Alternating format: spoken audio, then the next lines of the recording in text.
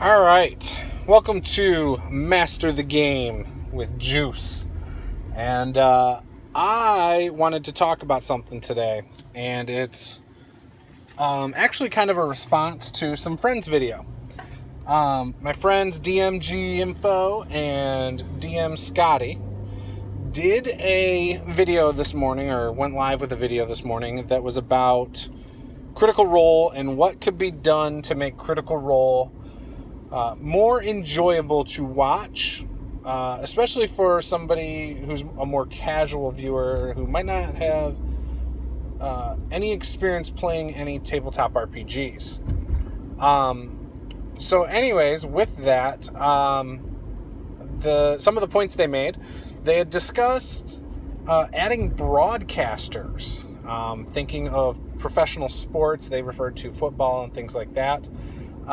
But they said having like an announce team or an announcer who could give kind of like a play-by-play of what's happening. Explaining like the mechanics of things and stuff like that. Discussing players' abilities, situational things they may or may not do, statistics, numbers, things like that. And one of the things they had even suggested was that maybe the players could text the announcer when it's not their turn, what they're thinking of doing, what they're thinking of doing on their turn, and then so on. So there's one thing they kind of covered. Another thing they covered was poker, like modeling things after poker. So again, more situational things and why you would do something over another option, but you want to create that excitement of screaming at the screen, like, use your smite attack, paladin. You don't use your lay on hands. It's 80% of the time not as effective, things like that. And anyways, you can go watch the video. I'll post the video link up here later on. It probably won't be when I first upload this video, but I'll put the link in the description.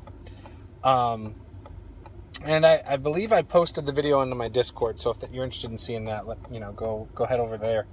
But anyways, so a lot of the stuff they were saying, though, was more about mechanics and teaching someone how to play the game, rather than what I think makes it enjoyable to watch a live play.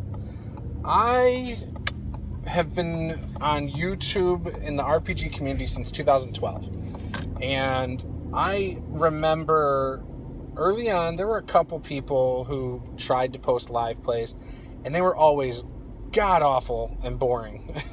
And they're not awful because the people playing are doing anything wrong or anything like that. It's just boring to watch people play a game, especially if they have to look up rules and things like that. Now obviously the Critical Role crew are well seasoned with the rules of the game. They know how their characters play. There's not a lot of rules and page flipping in the books. There's not a ton of side conversation, things like that. And they're all voice actors, so they're all pretty interesting as it is. So it's not the same thing as what I'm referring to. But some of the things that the guys mentioned in the Quest Givers video that I thought was very interesting is having a camera for, on the player's character sheets, having a camera on the dice, having a camera close up on each player's faces. They may not have said that. I may have came up with that one on my own. But having, a camera on each player's face, having a table shot for terrain and miniatures was cool. Having even little GoPros on the table. Again, these are things that I'm adding some of this. But upping the overall production and letting the viewer see everything, the dice rolls and just everything, I thought was a good idea. And there's a game that was played a while back by the guys over on the Node YouTube channel. I believe the game was called Call of the Wilds or something like that. Again, I posted that link over in Discord. I will post that in the pinned post below, my Discord link. And I'll try to post the link to that game in my description as well. But that game I thought was really well done from a production standpoint. They even had little graphics and stuff that used to pop up, when you'd cast a spell. Say you cast Firebolt or something, and you hit the guy. They would show a a little graphic of fire real quick on the guy you hit with the number in it for how much damage you dealt to it. So I thought that was always really cool. Was really impressed with that. Something I would love to do one day, on my own channel if I ever get production values like that for a live play. So the Node game, though, I think did a really good job. And it sounded like those guys would have really enjoyed the Node game. The lack of worrying about the story, though, that they showed was a little bit concerning.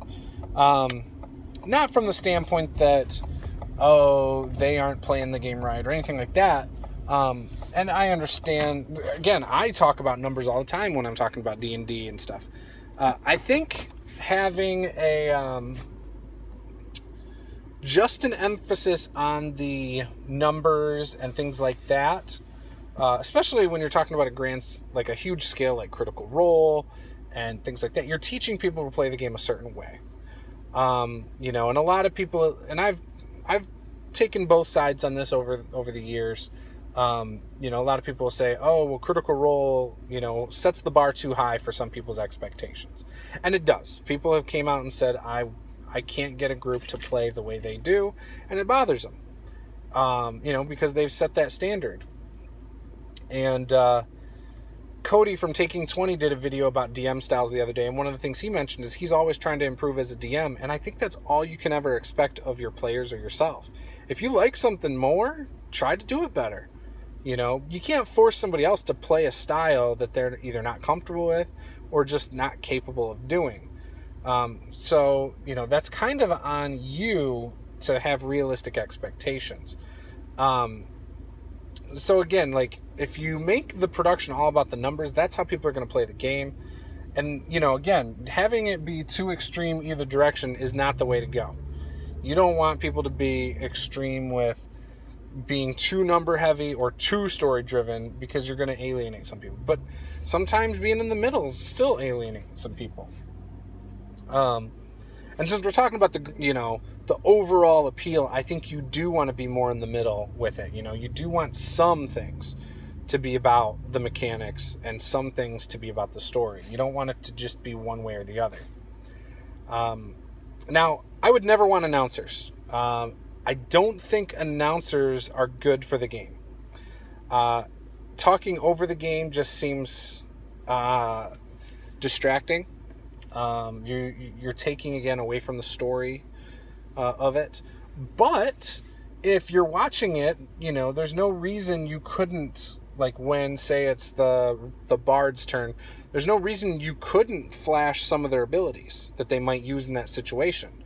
There's no reason you couldn't have 20 seconds, and again, you can't do this on YouTube, but 20 seconds where people could vote at that moment which ability they would use, and then post those statistics later, or take a screenshot right then and there, put it up on Twitter and be like, hey, what would you use in this situation? They mentioned that showing, hit points and armor class was good and all, but it's not enough. They want more of the character sheet, and they wanted to know about their +1 sword and things like that. And I think you could do something really cool where you don't necessarily show a character sheet, but you can show, in the corner of the screen, whoever's turn it is, you can cut to it, because again, you're going to need to cut back and forth. Again, we're talking high production values, so you can have that cut to their face, as they're talking, whatever. Always keep somebody talking on screen, but then you can have a nice graphic that shows all the abilities that they have, and then maybe it has important things like their hit points, their armor class, their, things like that, some of their modifiers, whatever. And, then you're giving a little bit of a look behind the scenes, but you're not taking away from the story of it all. I think that would be cool. It'd have to be either done in post, or you're going to have a really good crew that can handle live cuts and jumps in the middle of a game without being distracting.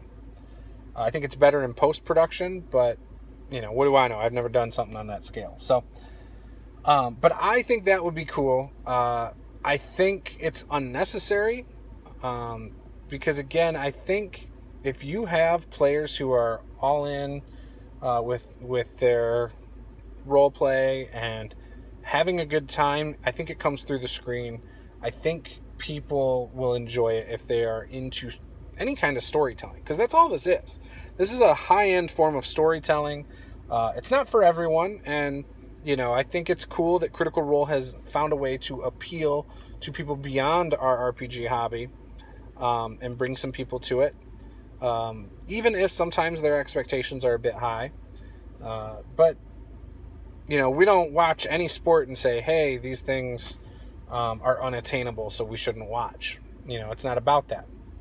So, and it still encourages people to play those sports, children and things like that. So, I would love to hear your thoughts. What do you think Critical Role could do better?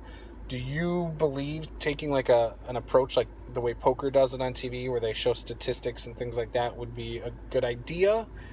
Do you not think it's a good idea? Again, I'd love to hear it below. Leave a comment.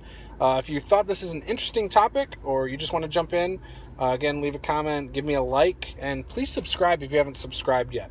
Once again, I am Juice. This is Master the Game, and I just want to say, game on.